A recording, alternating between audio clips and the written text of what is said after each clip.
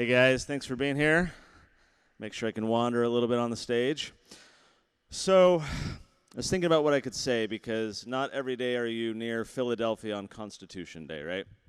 And the topic today is how free markets led to America's founding. Now, do you remember a couple years ago when the riots and the protests broke out after George Floyd was there was some in Philadelphia, they were across the country, and one of the things that was happening was that people started tearing down statues. They started defacing statues, throwing paint on statues. Of who? Of founding fathers, you know, Thomas Jefferson and all these different people. The one in Philadelphia actually, well, there was one in Philadelphia that kind of went viral. I don't know if you remember this, but there was a statue that was being defaced by protesters. But this one was a little bit different. This one was by a gentleman named Matthias, who was one of the early abolitionists. So this amazing guy, before it was trendy to do so, was helping support black people. He was paying for black kids to go to school. This was not really popular at the time. In fact, he was an industrialist, and his products were being protested, boycotted by people in the South because he was willing to help black people. This great individual, and yet here were these people as part of like Black Lives Matter and other things that were protesting a guy who was an early supporter of, you know, equality, racial equality, and all the rest. So the problem that I see in what happened in Philadelphia and across the country is that we have a lot of historical ignorance. A lot of people don't understand what it took and what happened to create America. And you've heard of 1619 Project. Everyone's heard of critical race theory.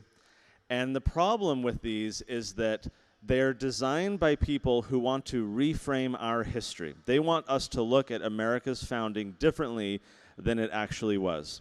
So, for example, the people behind 1619 Project and critical race theory have a more progressive point of view. They're basically Marxist. They see the collective as more important than the individual. And so what they're trying to do ultimately is say, well, take the 1619 Project, for example.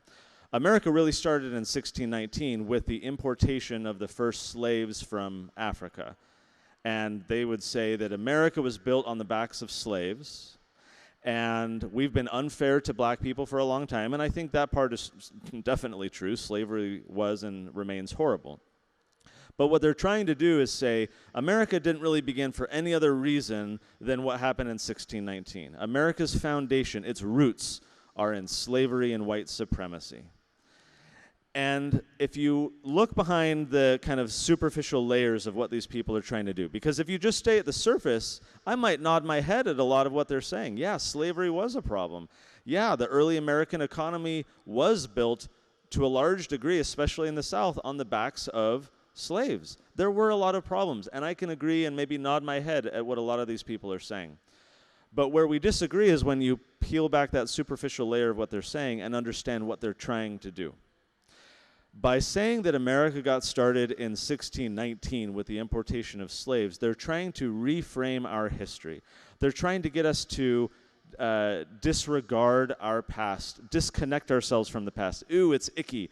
Ooh, these horrible people did these horrible things. We're new, we're modern, we're so much smarter, we're so much better. Let's just move forward with whatever we think is right. And by disconnecting us from the good things in our past, they're more easily able to disregard all the amazing ideas that the Founding Fathers stood for. Were they perfect? Absolutely not. Did they do some bad things? Absolutely, right? But if we disregard our past, then we're not able to learn from it. And if we disconnect ourselves from our classical liberal heritage, right, property rights, individual freedom, right, free markets, then we're able to move forward in a more progressive, socialist, Marxist type of direction.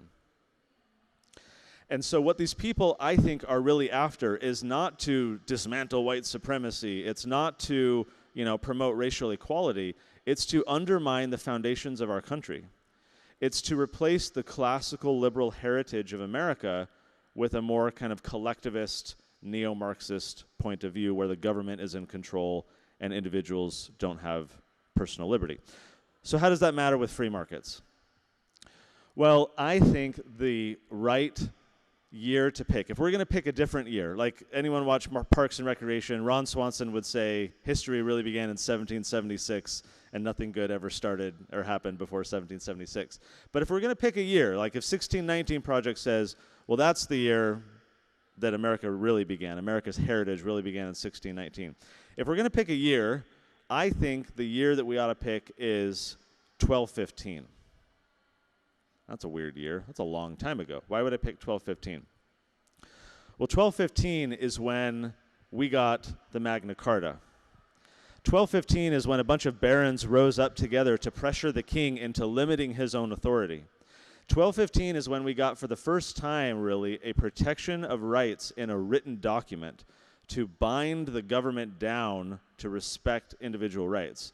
Now, the Magna Carta was not perfect, and it was really not all that effective in restraining the power of the king. But it was the first step in a series of steps that later led to the Constitution. So what we celebrate on Constitution Day, what happened here in Philadelphia, owes its heritage to its ancestor, the Magna Carta. But that wasn't the only thing happening in the 1200s. You might look at the 1619 and say, well, it was the importation of slaves and the development of the American economy and the reliance on the importation of African slaves that built America into the grandeur that it became. Therefore, America really is about slavery and white supremacy. I prefer to look at America's heritage as beginning in the 1200s, and even for the 1500 years prior to that, and a long time, with the Silk Road. The Silk Road for a millennia and a half was this explosion of trade leading from Europe into China, where you had silk and spices and all kinds of products being exchanged by people. You had the mix of religion and culture and information and products and all kinds of amazing things across multiple countries. And it was this trade route that bettered people's lives through the introduction of different ideas and philosophies, through the ability to access, precious metals and paper and all kinds of different products that were being created in one place and relocated to another. And for about 1,500 years, the Silk Road was able to flourish. And it was an amazing blessing to a lot of people's lives. Well, what happened was, as the Silk Road continued to develop, as trade continued to happen, you had some brave souls who embarked on big ships in search of even more rare products that they could bring back to these trade epicenters, right? Because after a while, it's like when you go to Walmart, right? You know everything that's at Walmart. You buy all the same stuff. You know it's there. But then if you travel to a new place and they have something that you've never seen before, suddenly you are far more interested in that because of its scarcity, right? And so these brave individuals would embark on these ships. And yes, there was a lot of other things mixed in there. They wanted to claim foreign lands for the glory of their king, and they wanted to subdue indigenous populations to Christianize them, and there were a lot of other influences there. But the economic influence was significant. And what these people would do is they would bring back all these, fur and gold and spices and all kinds of amazing things that they would find, and it would begin to be circulated into their local economies. And of course, the wealthy elite who first get access to these rare things, right, it trickles down to everyone else in society. Much like, we all have refrigeration, and we have toilets, and we have things that kings 2-3 centuries ago could not have dreamed of having, and now we all have it and we take it for granted. And so early on, as these explorers would embark halfway across the world in search of all of these different things, and they would bring it back, that later led a lot of people to want to take part in that economic opportunity. Right? Why should it just be the adventurers who are going across the world and bringing this back who can profit? Maybe this can better my family too. Maybe the abundance of this free land and the ability through industry to develop your own success and to be able to produce things that you can go send back to European markets, maybe I can do that too. And so at first, especially in the South, you had a lot of men specifically who were the adventurous types who would seek out that opportunity and come to this land and try and develop things for themselves. And then in the northern area, right, you had a lot of people for religious motivation, entire families who were coming across seeking religious freedom, but also that economic opportunity that this new situation afforded. And so you had colonization. So you had trade, which led to exploration, which led to colonization. And of course, there's a lot of negative byproducts of colonization, especially when we talk about the natives and all kinds of things that might be for a history class on another day. But the point was that economic opportunity was an engine that drove a lot of people to come here. And yes, there were other factors, super important factors, but primary among them was this idea that I can have a better life for my family. I can have a better future in this new land. I don't have to work 15 hours a day with backbreaking work in this, decrepit building, right, in downtown London or whatever. I can come to this new land, the new world, New England, right, and I can have all kinds of abundant opportunity and pursue my own, what we now call an American dream. So trade led to exploration, which led to colonization, which led to self-government. These people were largely neglected, right, for so many reasons by England and by the Dutch and by Spain, and they were able to flourish and determine what does self-government look like. They had to develop councils, and they created communities, and they decided how they were going to govern themselves, and of course we know the rest. And right down the road, of course, we had the Constitutional Convention, and we have what we have today, I think, not because of 1619, although slavery definitely played an unfortunate part. We have what we have today in large measure because people for centuries were trying to figure out how to better their lives through mutual trade and benefit. If we're going to pick a year in which America's heritage kind of really started, for me, it's 1215 with the Magna Carta, right? The Silk Road, the later exploration and colonization, and the desire for human betterment. Now, what does all this mean and why is it relevant? Well, I'll share a brief story. In high school, so my mom apologizes to this day that I wasn't homeschooled because in California in the 80s it just wasn't a thing. In fact, it was like the weirdos, in the town over there that everyone knew were homeschoolers, and, we don't want to be like them. So I went to the public school system. Some people call it the public school system. And my mom apologizes still, but I forgive her. And I go through school, and I'm in high school, and I was a late bloomer. I hit puberty very late in life. And not very late, that would mean like last year. I hit puberty late into my teens, and I was bullied a lot as a result. People would pick on me, oh, the middle school is visiting today from the high school, and I was stuffed in trash cans, and I was shoved all the time, and I was called all kinds of names. And it was a very unfortunate and awful experience for me. In fact, I don't remember a lot about those years, I think in part because of memory block to just save my psyche from all that trauma. But it was not fun as a kid to be bullied like that. I did not feel good about myself. Okay, so that happened to me. That was an unfortunate thing. I think there are two ways to look at something like that. I'm sure everyone has their own trauma and life stories and situations that maybe you can kind of relate to what I'm about to say. I can look back at that experience and I can say, those people bullied me. I'm a victim. I demand reparations. All of today's bullies should pay me. Every bad thing that happens in my life today is because I was bullied back then. Woe is me. Everyone should help me.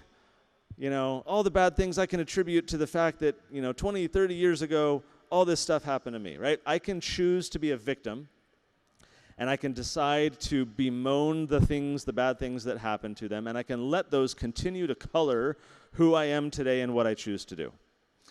Alternatively, I can look at those experiences in my life and frame it differently. I can say, well, yes, those things happen. Maybe those people bullying me were being abused at home, and they didn't know how to deal with that, so they took it out on me because they're not well-formed thinking individuals, and maybe they were just reacting. Maybe, I can have compassion for the victims today, for the underdog, for the little guy, because I know what it's like. Maybe I can become a better person as a result of those experiences, and maybe I needed to go through that in a way, right? Maybe God wanted me to experience that to some degree so that I can continue to have compassion for the little guy. Right? So I can frame my own experiences in a way that empower me, that make me better. All the warts and bumps and bruises and things in my life, I can frame them in a way where I blame all my, bad experiences on my upbringing and what happened, and I can malign others who are mistreating me because I know what it's like to be a victim, or I can look at things differently. I think America today is going through a bit of an identity crisis, right? Where we're trying to figure out as a society how we're going to frame our own history. There are many people who want to frame history in a way to say, we're all victims, we demand reparation, look at those bad things that happened a long time ago, you have to pay me, I have to be benefited, I'm a permanent victim, woe is me, right? And that is becoming in a lot of ways this subculture in America, this kind of professional victimization where people are trying to live at the expense of other people, right? They're not trying to lift themselves up through their bootstraps and community support. They're trying to live at the mercy and depending upon other people. And that is changing America's identity. That has never been America's identity, but that is a huge subculture that I think is growing.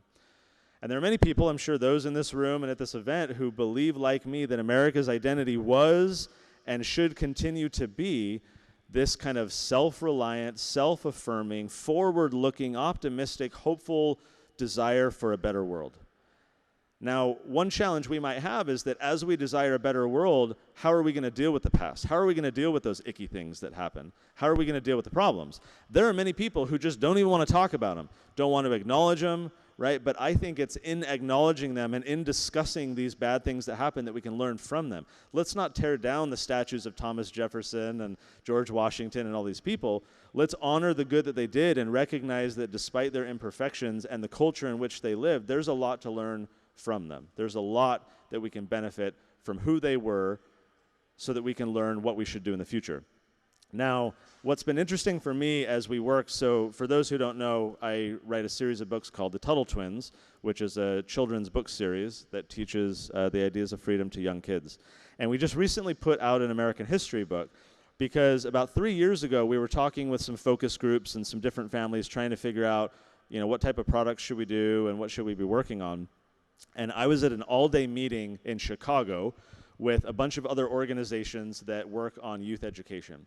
And we were all talking about the 1619 Project, and we're talking about critical race theory, and we're talking about all the crazy books in libraries. And this was 3 years ago before, like right now it's really hot and crazy. We were talking about this 3 years ago, trying to say, hey, there's this emerging trend of people trying to teach kids about America's history in a bad way, right? Not to affirm them, not to help support them to create a better world, but to say, white privilege, shame on you, shame on them, we're bad, America's bad, look at all these bad things. In fact, I opened, 3 days ago, I opened an American history textbook that's being used in social studies classes, and I went through, and I'm flipping through the pages, and I get to this section talking about slavery. And they have this chart where they compared Britain's society to early American society. And the chart, it was like a column graph, and they would show, okay, here's the elite, and here's like what we would call the middle class, and here's, the lower class and the peasants and the poor. And then in America, there was this block at the bottom for slavery, right? Look, America had all these slaves as like the underclass of society. And in Britain, there was no block of slaves. There was nothing. There was just, peasants and the poor and whatnot. And the chart was implying and directly saying that in Britain there was no slaves and in America there was, which is flagrantly untrue and would lead a young person, I think, reading that book to walk away from it saying, oh man, America was bad. Everyone else didn't have slaves. Why did we have slaves? Shame on America. When that's simply not true. The whole world had slaves. Much of the world still has slavery. It was African people who were enslaving their fellow Africans and shipping them off. This was a massive thing, not an American thing. And yet, if we don't approach history in a truthful, contextual way, we're leading these young people to have self-shame about the country they're growing up in, to misunderstand what actually happened and be angry and upset about things that actually didn't happen in history. So we're at this meeting 3 years ago in Chicago, and we're sitting around this table trying to brainstorm. What do we do? How can we, conservatives, libertarians, freedom lovers, come together to fix this, to combat this? Because they're in the schools, and they're creating literature, and they're training teachers, and they're pushing this narrative into the school system. What can we do about it? So at the end of that, I started thinking, okay, well, I know other organizations that were there, they're going to do their own thing. I know what we're going to do about it. I'm going to go home, and I'm going to buy a whole bunch of social studies textbooks. I'm going to see what are they teaching kids today, 3rd, 4th, 5th, 6th, 7th, 8th grade.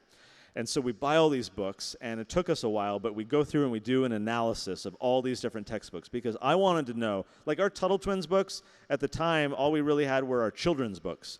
And so all of these books, they're teaching about entrepreneurship and about money and about the golden rule and about personal freedom and free markets. They're teaching about economic and civic ideas. But we hadn't really gotten into history specifically, especially not American history.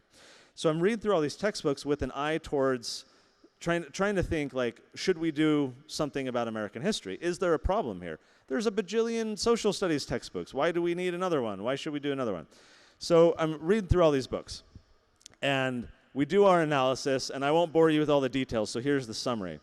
These books all did an amazing job at teaching, you know, if your goal is to go on like Jeopardy and be able to answer any question, like trivia about American history, like, were there clouds on the day that the, framers signed the Constitution? And, what was the name of the woman who went out to Benjamin Franklin, who was chair of the convention, right at the end in Philadelphia when she said, so what have we got, Mr. Franklin? Remember that, right? A republic if we can keep it.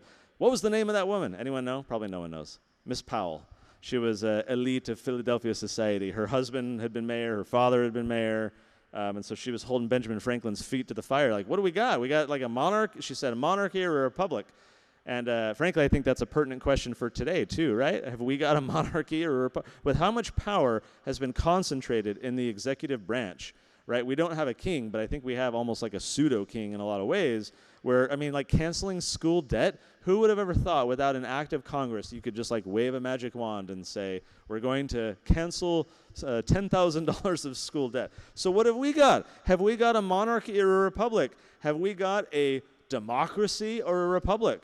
Have we got this aristocracy of the elite that despite 98% of people not trusting Congress, they continue to get reelected, and they have all the private stock insider information, so they all become mega millionaires, right? Despite, AOC was a bartender, and now she's driving Teslas and making bank and wearing fancy suits, right? So do we have this elite aristocracy or a republic? What have we got?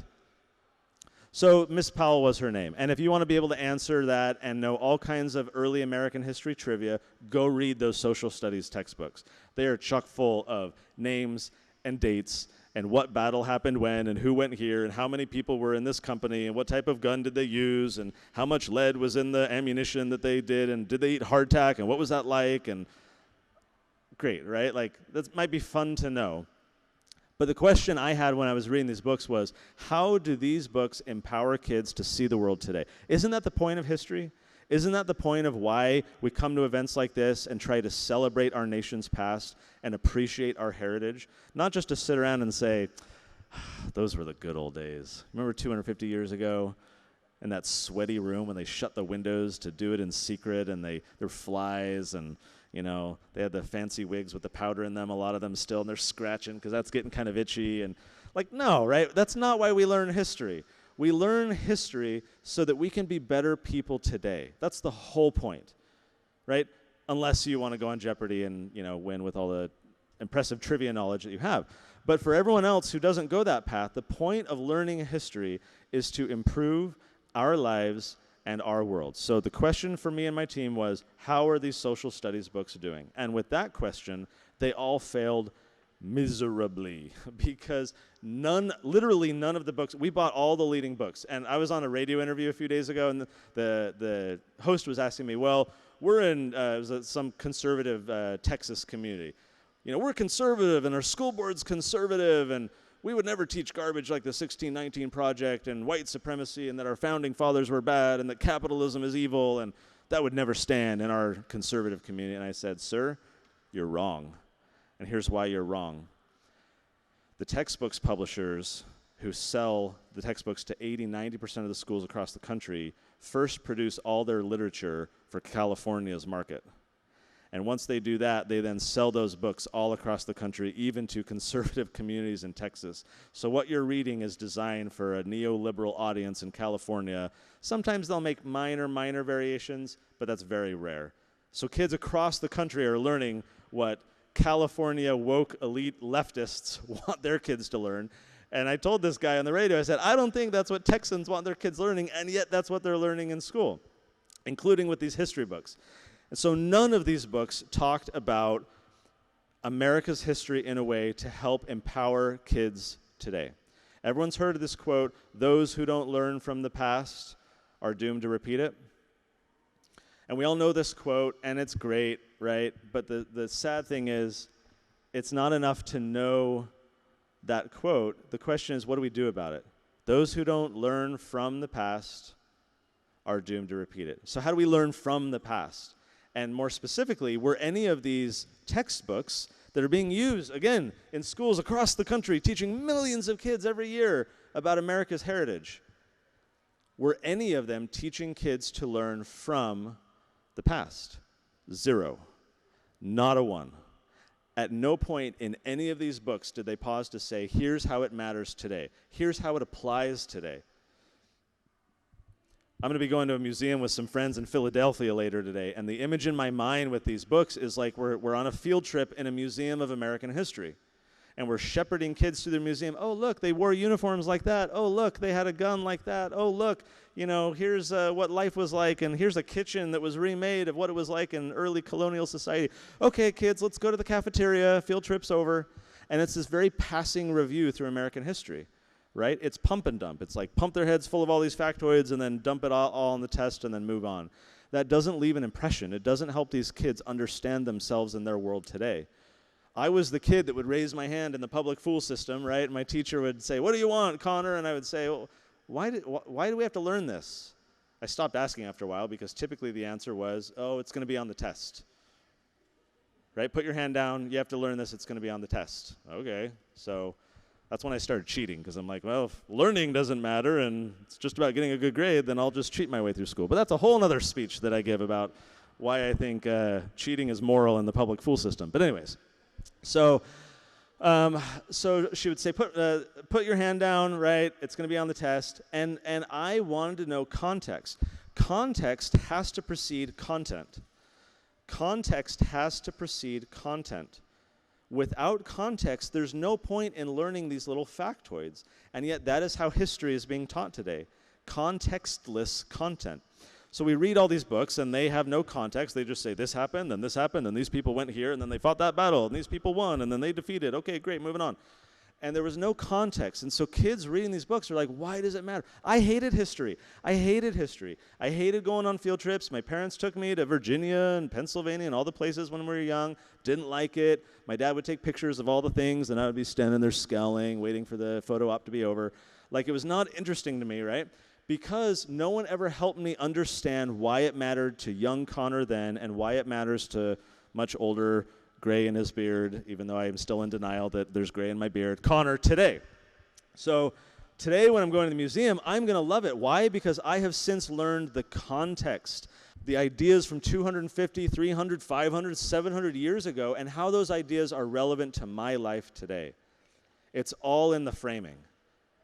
We learn from the past in order to figure out how to make for a better world tomorrow. And without that heritage, without understanding those ideas and those principles, we can't appreciate where we've come, and we'll have no clue about how to move forward. John Adams would often write to his wife, Abigail. You've probably read some of these letters. Some of them are funny. But he would complain a lot, especially when the French Revolution was going on and he was president.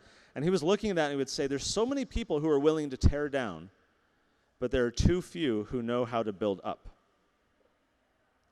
It's very easy to look at our society today and complain and criticize and identify the problems. It's very easy, right? A decade ago, my approach to political involvement was venting on Facebook.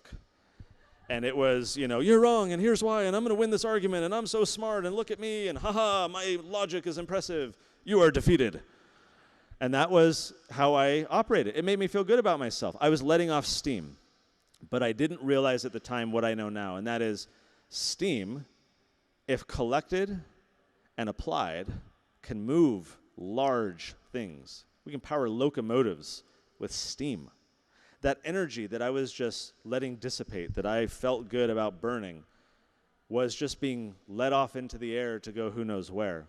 That energy I now apply like engineers can with a locomotive to actually accomplish things. That's why you're here today. That's why events like this matter, to come together and figure out, okay, we don't like a lot of what is happening in the world today. There are a lot of problems. And we can complain on Facebook about them, or we can unite, and we can gather, and we can come up with solutions. We can figure out how we can learn from the past and take those ideas and how we can make for a better world tomorrow. What got us here isn't what's going to get us there, right? We have to understand that we're in a changing world, and it's not like we can copy and paste what the founding fathers said about this is exactly relevant to 2022 and what's going on today. That's not how it works. But there are echoes, there are patterns, there's wisdom from the past. And yes, the founding fathers were imperfect, but if we let all these crazy people undermine and disregard our heritage and our connection to the founding fathers, we lose their wisdom. We don't have to build upon their mistakes. We don't have to implement their flaws and the problems and the downsides, but we can appreciate the good and build upon it. And man, they were so more studious than kids and most adults today. And how unfortunate would it be if we try and move forward in the future without that wisdom? Constitution Day, I think, is an opportunity for us to pause and reflect on that wisdom and what it means for us today.